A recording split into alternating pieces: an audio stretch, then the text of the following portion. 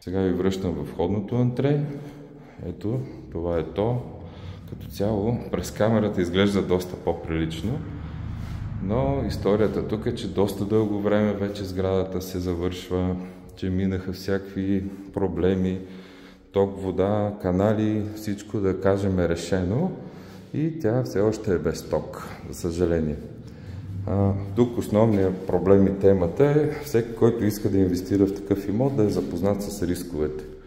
Ето, тук можехме да получаваме наеми от готови жилища година по-рано, но така изтекоха обстоятелствата, че имота не е готов и не е обитаен и вече всички изпаднахме в едно положение на безкрайно изчакване, като през това време не се случват много хубави неща.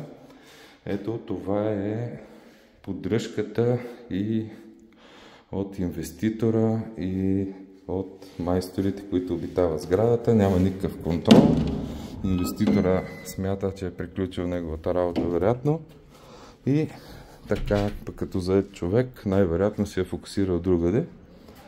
А неговите майстори и нашите майстори правят една ето толкова симпатична и приятна сграда, като тази, на нейния вход да се сблъскате ето с тази мизерия. Надявам се в най-скоро време да имаме домоуправител и той да се справи с тези проблеми. Споделям опит, надявам се тези неща, които ще заснемам и ще споделям моя опит да са полезни на много хора.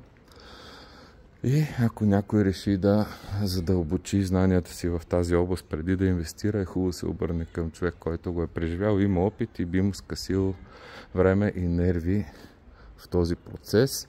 Не е станало нищо фатално, но е определено неприятно. Казвам го като собственик в тази сграда.